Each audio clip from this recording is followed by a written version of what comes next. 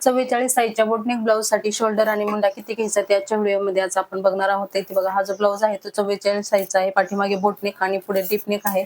तर त्याच्यासाठी मी शोल्डर किती घेतलेला आहे ते तुम्हाला सांगते।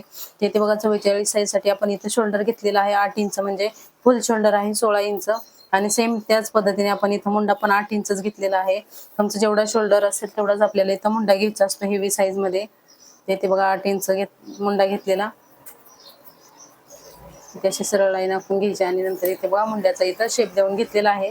तर 44 साईज साठी इथे बघा आपल्याला गळ्याची मार्किंग कितीला करायची, तर गळा रुंदी आपल्याला घ्यायची आहे 4 इंच आणि असा खाली डीप घ्यायचा आहे 3 इंच आणि त्याच्यानंतर इथे बघा अशा प्रकारे इथं बॉक्स तयार करून आपल्याला इथं बोटनेकचा शेप देऊन घ्यायचा आहे। आणि या मापाने जर कटिंग केलं तर 44 साईज साठी बोटनेक ब्लाउज जो आहे ना एकदम परफेक्ट असा बसतो।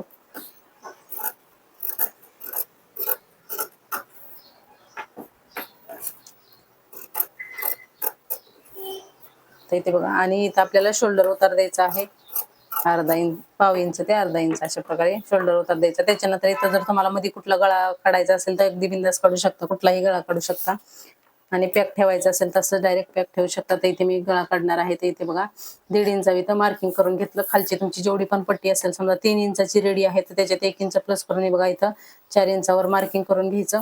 आणि जास्त जर ब्रॉड गळा नको असेल तर तुम्ही इथं 3-3.5 इंचापर्यंत घ्यायचं नाही। आता समजा आपण इथे 4 घेतलाय आणि खाली पण 4 इंच घेतलं ना तर खूप जास्त ब्रॉड गळा होतो आणि सगळ्यांनाच जास्त ब्रॉड गळा आवडत नाही, त्याच्यामुळे इथं तुम्ही कमी सुद्धा करू शकता।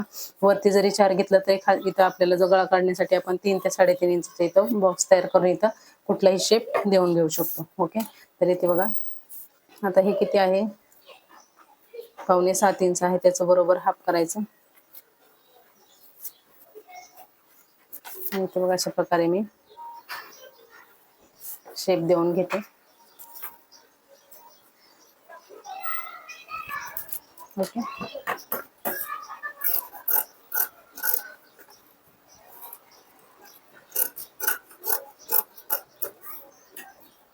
इथे बघा 44 साईज साठी या बोटनेक ब्लाउजची कटिंग झालेली आहे एकदम परफेक्ट अशी। अशाच टिप जाणून घेण्यासाठी फॉलो नक्की करा। थँक्यू।